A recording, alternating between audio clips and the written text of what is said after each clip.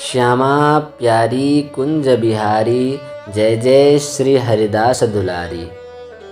रसिक अनन्य नृपति ललिता अवतार श्री स्वामी हरिदास जी महाराज के लिए गोस्वामी श्री नाभाजी महाराज पुनः वर्णन करते हैं।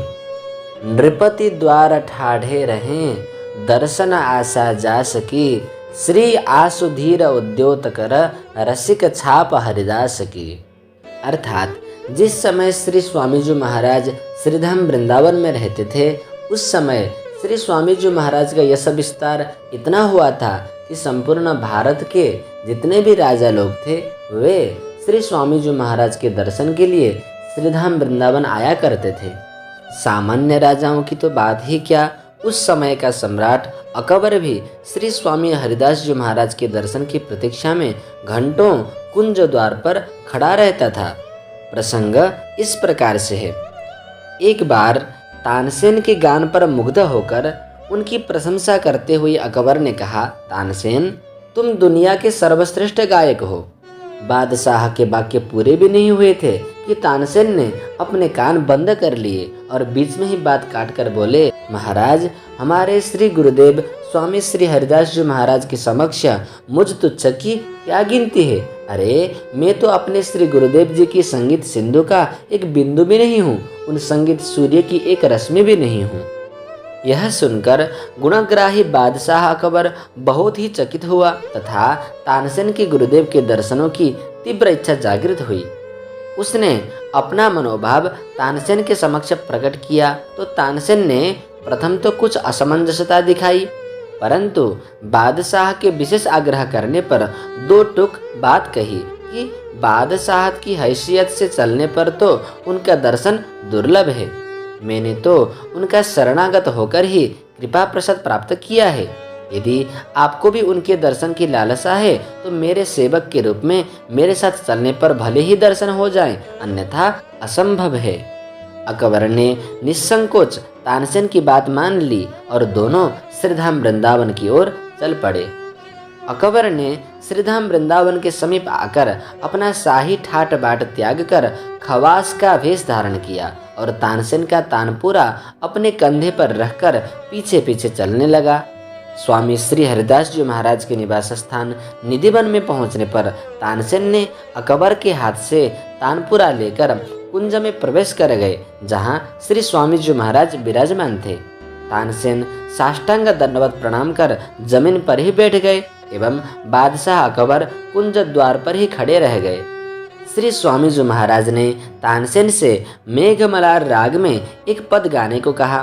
तानसेन ने आज्ञा शिरोधार्य कर पद गाया तो अवश्य, लेकिन स्वयं भी श्री स्वामी जी महाराज के श्रीमुख से सुनने की अभिलाषा तथा बादशाह को भी सुनाने के अभिप्राय से जानबूझकर ही ताल में थोड़ी भूल कर दी।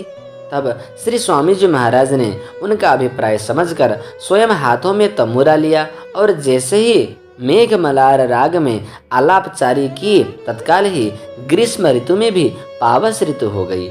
मेघमलार राग गाते ही एक क्षण में ही आकाश में बादल छा गए और वर्षा की झड़ी लग गई। यह सब देख सुनकर बरबस अकबर के मुख से वाह शब्द निकल पड़ा और यह शब्द श्री स्वामी जी महाराज ने सुन लिया, लेकिन जानकर भी अनजान की भांति तानसेन से पूछे कि बाहर कौन है।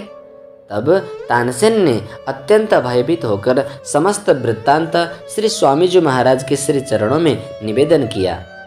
तब अकबर की गुणग्राहकता पर रीझ कर श्री स्वामी जी महाराज ने उसे भी कुंज के अंदर बुला लिया।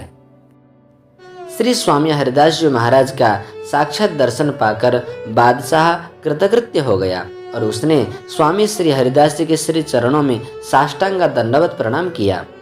श्री स्वामी जी महाराज के अचिंत्य प्रभाव से प्रभावित होकर अकबर ने कुछ सेवा के लिए आग्रह किया तो श्री स्वामी जी महाराज ने प्रथम में तो कुछ भी नहीं कहा, परंतु जब वह बार बार हठ करने लगा तो श्री स्वामी जी महाराज ने आज्ञा दी कि श्री यमुना जी के धीर समीर घाट का एक कोना टूट गया है, तुम उसी की मरम्मत करवा दो।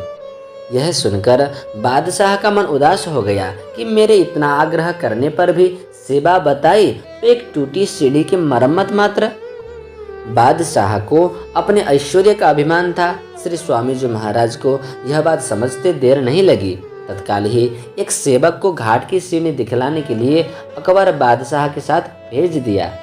सेवक श्री स्वामी जी महाराज के महिमा से परिचित था।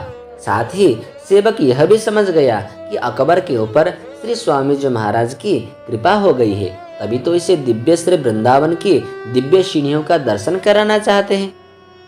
श्री स्वामी जी महाराज की कृपा से दिव्य दृष्टि प्राप्त अकबर ने जब दिव्य मणिमय सीढ़ियों का दर्शन किया तो उसके होश उड़ गए।